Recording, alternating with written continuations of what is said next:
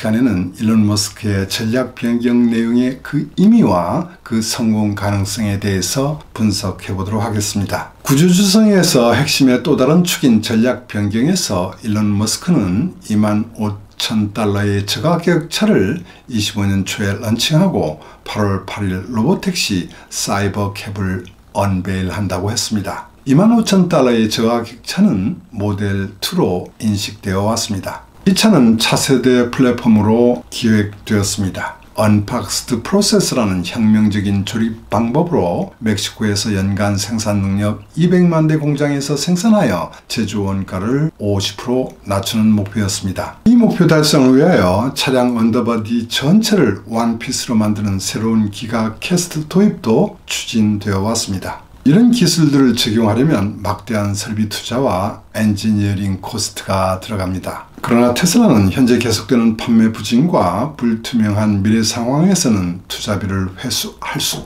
없다고 판단하여 개발 전략을 변경했습니다. 전략 변경 내용의 핵심 첫 번째는 신규 공장의 전용 라인 대신 가동 중인 현 공장에서 타 차종과 홀류 생산하는 것입니다. 두 번째는 저가격차 개발한 차세대 플랫폼과 현재의 플랫폼을 혼용하여 개발하고 사이버캡이라 명칭한 로보택시는 차세대 플랫폼으로 개발하는 이원화 전략으로 변경했습니다. 세 번째는 원가 목표를 맞추기 위해 절대적으로 필요했던 언더바디 전체를 원피스로 성형하는 새로운 기가 캐스트 도입도 작년 가을 이미 중단했다는 점입니다. 이러한 전략이 변경이 의미하는 것은 단적으로 말하면 25,000달러의 모델 2의 제조 원가 절감폭이 초안보다 많이 작아졌다는 것을 의미합니다. 일론 머스크는 모델 2 개발이 중단되었다는 로이터 보도를 부인하고 있지만 이 의미를 다시 깊게 들여다보면 일론 머스크가 내년 초에 양산한다고 하는 저가격차는 모델 2가 아닐 가능성이 있습니다. 이 차는 모델 2 개발 단계에서 축적된 기술을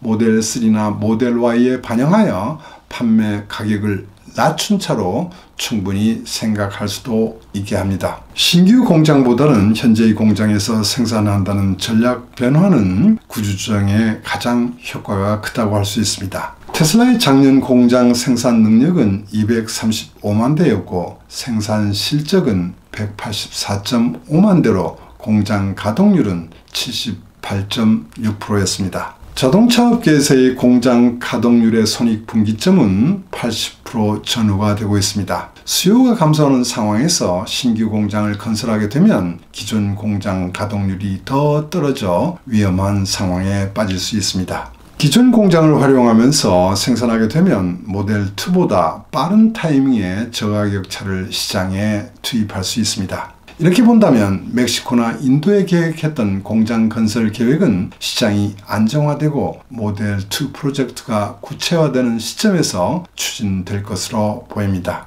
테슬라의 전략 변경 회의는 올 2월경에 실시되었다고 합니다. 변경된 기획안을 구체화하여 1년 안에 완전한 신차를 내년 초에 양산한다는 것은 혁신적인 기술이나 제조 기술이 반영될 가능성이 작다고 해석할 수밖에 없습니다. 두 가지 플랫폼에서 어느 부분을 혼용하여 조합할지 구체적으로는 모르지만 설계와 성능 테스트는 디지털 기술을 활용하여 시뮬레이션을 통하여 빨리 수행할 수 있을 것입니다. 그러나 시제작차를 만들고 실차 테스트와 검령을 포함한 양산 부품을 개발하는 데는 어느 정도 물리적인 시간이 걸릴 것입니다. 전략 변경 후 12개월 이내에 테스트와 양산 부품까지 개발하면서 신차를 생산하는 것은 매우 어렵게 보입니다. 설령 전략 변경으로 만드는 차가 25,000달러의 모델 2라 해도 중국 시장에서의 경쟁력 확보는 어렵고 브랜드 이미지에 미치는 영향도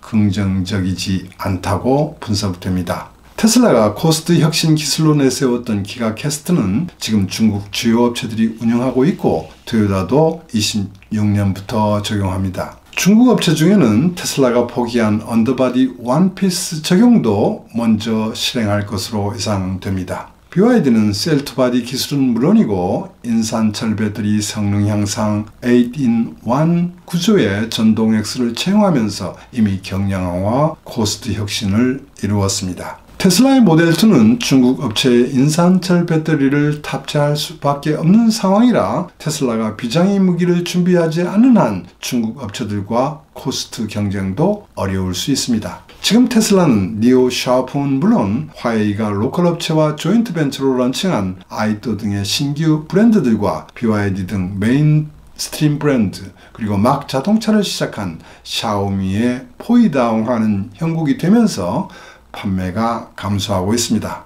지금 모델 3의 기본차 가격은 23만 1,900위안으로 샤오미와 함께 저가격대에서 프리미엄 이미지를 유지하고 있습니다. 만약 테슬라가 25,000달러, 중국 돈으로 하면 18만 위안의 저가차 모델 2를 출시하게 되면 중국 시장에서 메인스트림 브랜드와 경쟁하지 않으면 안 되는 상황이 됩니다. 반면 30만 위안 이상의 포지션되어 있는 니오는 판매 확대를 위하여 25만 위안대의 가격에 별도 브랜드 온보를 런칭하면서 대응하는 전략입니다. 테슬라가 별도 브랜드 없이 메인스트림 가격대로 런칭하게 되면 BYD와 경쟁은 어려워질 것입니다. 그럼에도 니오처럼 별도로 메인스트림 브랜드를 만들 것 같지도 않아 보입니다. 이런 점을 고려해 본다면 테슬라의 승부처는 일론 머스크가 8월 8일 언베일한다는 로봇 택시의 완성도에 달려 있다고 보입니다. 중국 고객들은 미국, 유럽 고객들과는 달리 도심에서 핸즈프리가 가능한 ADAS 기능,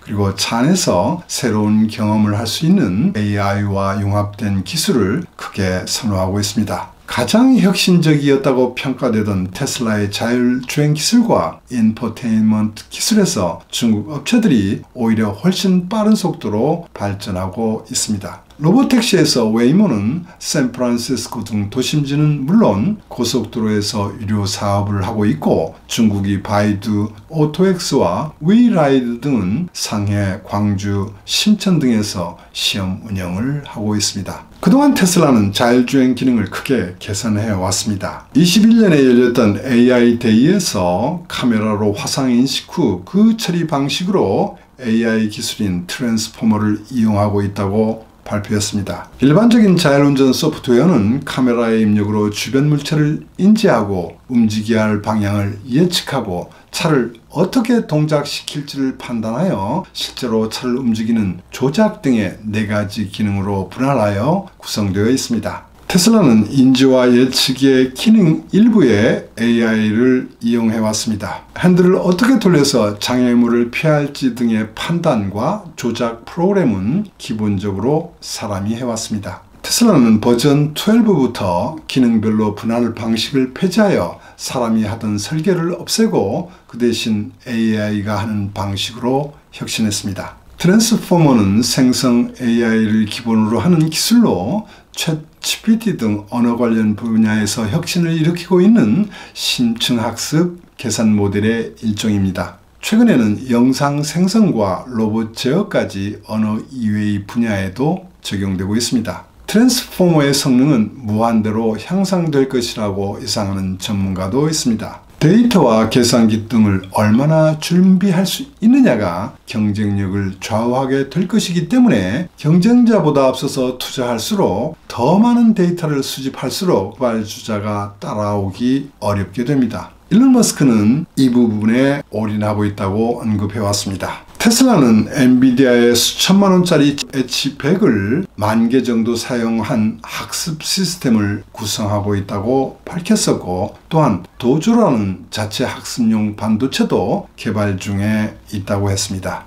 이런 상황에서 일론 머스크는 중국의 수상을 만나 FSD를 탑재한 로봇 택시를 중국 시장에서도 시험할 수 있도록 요청했다고 합니다. 또한 바이두와 지도와 내비게이션 분야에서도 제휴했습니다. 중국 도로에서 ADAS를 작동시키기 위해서는 맨 먼저 지도 작성 자격을 취득해야 합니다. 그런데 외국 기업 단독으로는 불가하고 라이선스를 보유한 중국 로컬 기업과 제휴를 해야 합니다. 테슬라는 20년부터 중국 시장에서 차량에 탑재된 지도 기능과 내비게이션의 라이선스를 보유한 바이두의 지도를 이용해 왔습니다. 이번에 테슬라는 바이두와 파트너십을 통하여 차선 레벨의 내비게이션 시스템을 제공받을 수 있게 되었습니다. 그러나 핵심은 자율운전 알고리즘 훈련을 위하여 일론 머스크가 중국에서 주행하고 있는 테슬라 차의 자율운전 데이터를 미국에서 사용할 수 있도록 중국 정부에 요청한 것입니다.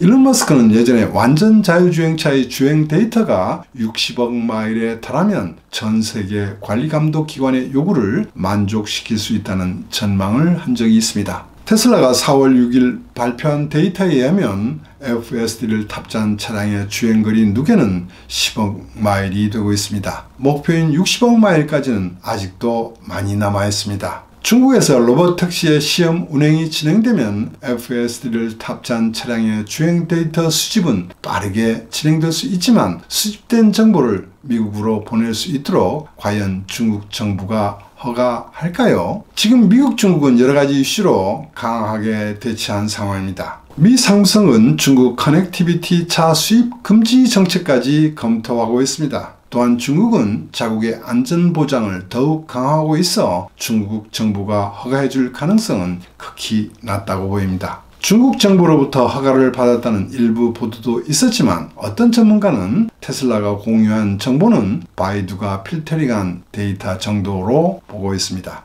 이런 상황을 고려해보면 8월 8일 언베일되는 로봇택시는 아주 낙관적으로 봐도 웨이모 수준 정도로 미국 내 몇 개 도시에서 언제부터 서비스를 개시할 것이라는 발표 정도가 아닌가 생각하게 됩니다. 전기차가 캐즘을 만나면서 토요타는 역대 최고의 성과를 보이는 반면 상황이 역전되어 테슬라는 구조조정과 전략 변경을 하고 있습니다. 테슬라의 재역전과 성공은 결국 모델2 개발보다는 로봇택시에 달린 것으로 보입니다. 그러나 그 시점에 대해서는 좀 더 지켜봐야 되겠습니다.